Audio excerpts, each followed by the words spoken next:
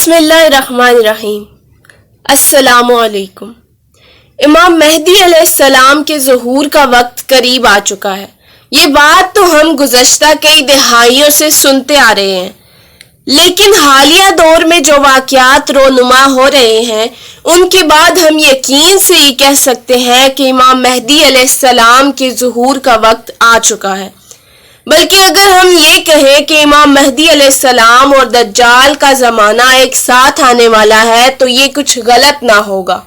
नबी करीम सल्लल्लाहु अलैहि वसल्लम ने फरमाया, जब दज्जाल का खुरूज होगा तब इंतज़ार करना कि जब खिरासान से काले झंडे निकलेंगे और वो मशरिक की तरफ जाएं, तो तुम इंतज़ार करना कि मेरी औलाद में से एक शख्स जिसका नाम मेरे नाम पे मोहम्मद है उसे अल्लाह रब्बुल इज़्ज़त लोगों के दरमियान में मुमताज कर देगा और वो खिरासान के उन लश्करों की क़यादत करेगा और दज्जाल से जंग करेगा। और दज्जाल से पहली जंग के वक्त हज़रत ईसा अलैहिस्सलाम आसमान से दोबारा नाजिल होंगे।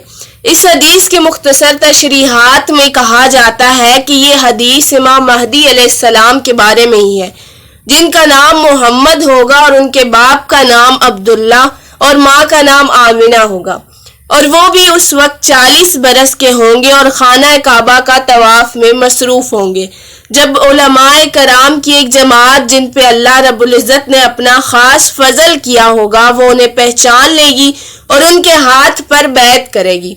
और यूं हजरत इमाम मेहदी अलैहिस्सलाम का ज़ुहूर होगा और इससे चंद दिन कबल ही खिरासान से काले झंडे निकलेंगे जो दज्जाल का मुकाबला करने के लिए होंगे। इस हदीस से दो बातों की सराहत होती है कि इमाम मेहदी अलैहिस्सलाम का ज़ुहूर दज्जाल के खुरूज के बाद होगा, यानी दज्जाल के ज़ाहिर होने के कुछ अरसे बाद, जब दज्जाल पूरी दुनिया पर अपना कब्जा जमा चुका होगा सिवाय मदीना और मक्का के, और वो अपनी फौजें लेकर शाम के दारुल हुकूमत दमिश्क में पड़ाव करेगा। उस वक्त इमाम मेहदी अलैहिस्सलाम इन खरासानी झंडों को जिनका रंग काला होगा उनकी क़यादत करेंगे और जंग की सुबह फजर के वक्त हजरत ईसा अलैहिस्सलाम दमिश्क की जामिया मस्जिद के मशरिकी मीनार पर फरिश्तों के परों पर टेक लगाए हुए नाजिल होंगे।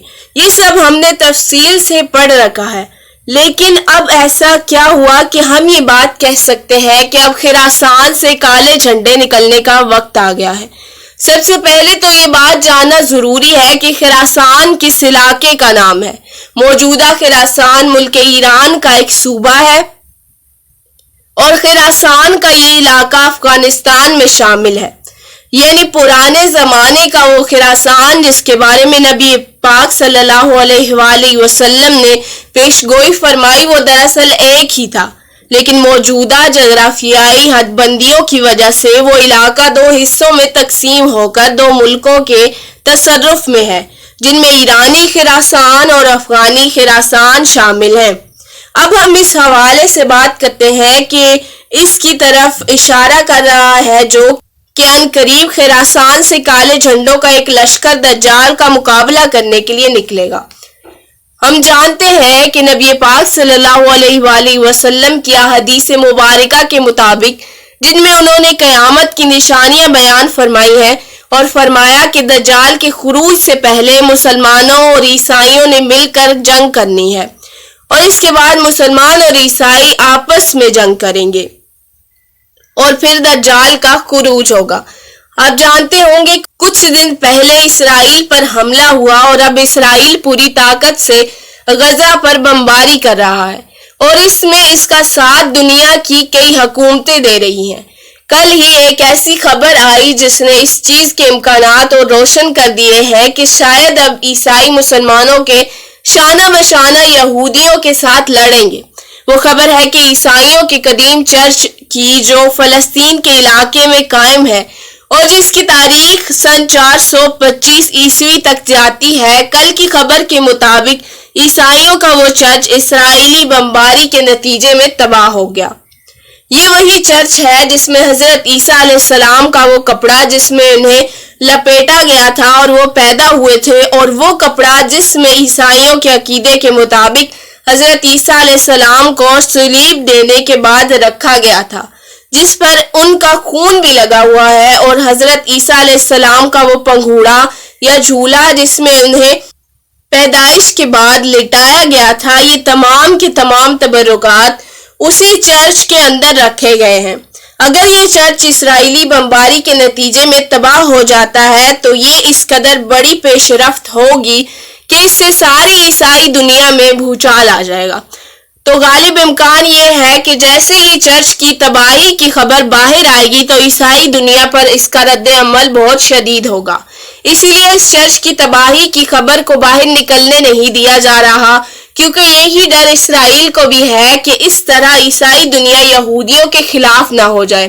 اس سے پہلے ہی بہت سے ممالک میں عیسائی بھی فلسطین کے حق میں مظاہرے کر رہے ہیں، اور اس سے ظاہر ہوتا ہے کہ اگرچہ تمام امت مسلمہ غفلت کی نیند سو رہی ہے، مگر اللہ رب العزت فلسطینیوں کے ساتھ ہے، اور عنقریب کفار کو منہ کی کھانی پڑے گی۔ یہ بات واضح ہے کہ اس وقت ایران وہ واحد ملک ہے جو فلسطین کے ساتھ کھڑا ہے، اور موجودہ خراسان بھی ایران میں ہی ہے، لہٰذا یہ گمان کیا جا سکتا ہے کہ کالے جھنڈوں کا لشکر ایران سے ہی نکلے گا۔ اس بات پر تو سبھی علماء کا اتفاق ہے کہ یہ لشکر خراسان سے ہی نکلے گا۔ موجودہ حالات اسی جانب اشارہ کرتے ہیں کہ اب دجال کے خروج کا وقت قریب ہے۔ جیسے ہی چرچ کی تباہی کی خبر باہر نکلے گی تو عیسائی دنیا یہودیوں کے سخت خلاف ہو جائے گی اور حالات کشیدہ ہو جائیں گے۔ اللہ رب العزت سے دعا ہے کہ ہمیں دجال سے لڑنے اور اس کو پہچاننے کی طاقت عطا فرما، اور ہمارا خاتمہ بالایمان ہو، آمین ثم آمین۔ ویڈیو کے حوالے سے اپنی رائے کمنٹ سیکشن میں ضرور پیش کیجیے گا۔ ویڈیو پسند آئے تو لائک شیئر کمنٹ ضرور کیجیے گا، اور چینل کو سبسکرائب کر لیجیے، بیل آئیکن کو پریس کر دیجیے تاکہ ہر آنے والی نئی ویڈیو آپ تک بر وقت پہنچے۔ جزاک اللہ۔